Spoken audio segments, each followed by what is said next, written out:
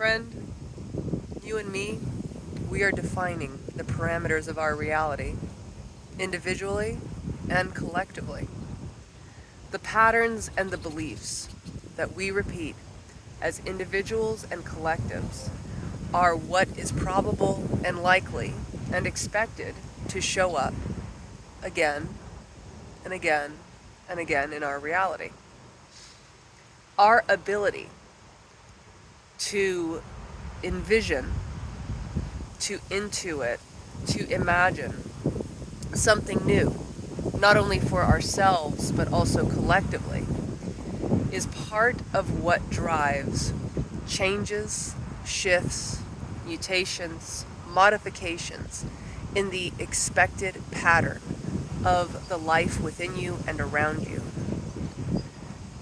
We've had some conversations in previous videos about the mirroring of reality. And in this video today, I'm offering a fairly short perspective, or at least at this moment, I believe it's a fairly short perspective, but one that I think will serve you very well should you decide to contemplate it a little bit further. And that perspective is one I talk about often. What you place your focus on, that is what you propagate in your life. Where you put your energy and attention, consciously or unconsciously, the things that you say are important, the things that you feel are important, are what continues to show up in your life, not just as actualities, but also as possibilities. So when you're experiencing more, let's say, favorable synchronicities, usually after being more self-aware, usually after a lot of mindfulness or meditation or inner exploration or however you want to call it, part of that usually comes as a result of you allowing more space, like literal space as in there is more openness and probabilities that are allowed to show up in your life. That's one of the things that space creates. It's one of the reasons meditation is so powerful, is because it opens up our perspectives. It opens up our perspectives, not only what we're seeing with our eyes, but what we believe and perceive can be possible.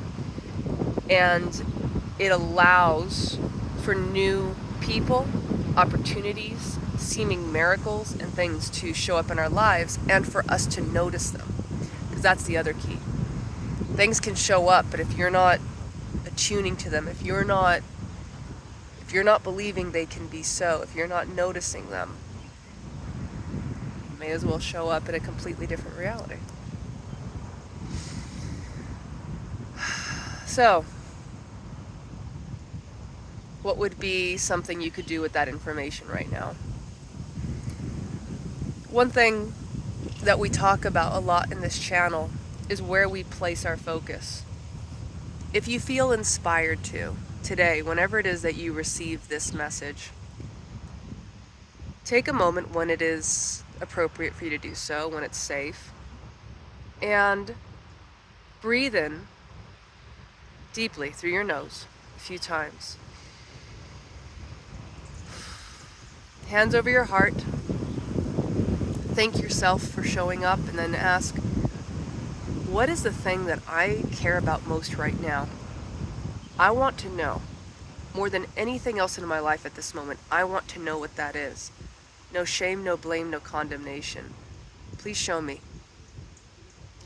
And I know there may be a tendency, you may or may not have an answer jump up immediately.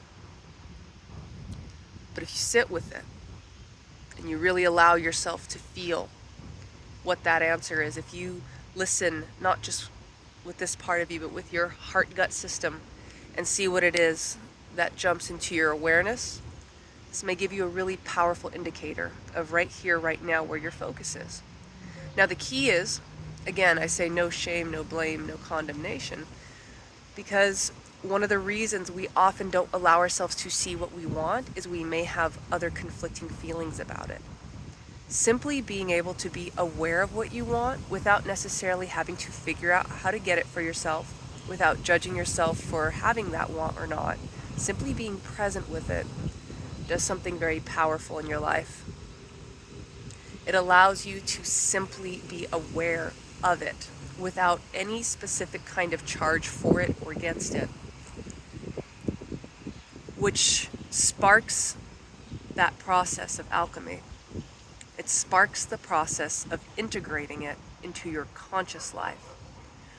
And when that happens, some really powerful possibilities can show up without you needing to try and force or change or fix or figure anything else out. It's almost like your embrace of simply being aware of something drops the inner resistance or the subconscious resistance that may have been there previously. And new ideas and inspirations may start to show up. Now remember, it's not about trying to force that to happen. It's just understanding that one of the ways that you can navigate life is by allowing yourself to see the things that you've been potentially suppressing or just not viewing, being aware of them, and then just being curious.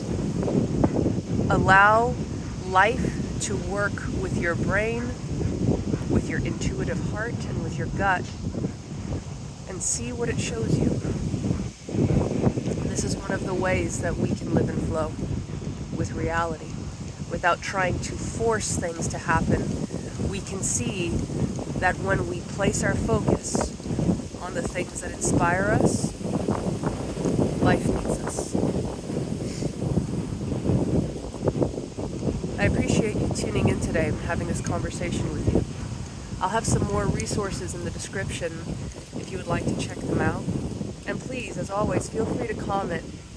Let me know what you've discovered. Let us know what you've discovered. And like and share and subscribe if this has been of service to you. I look forward to our next conversation.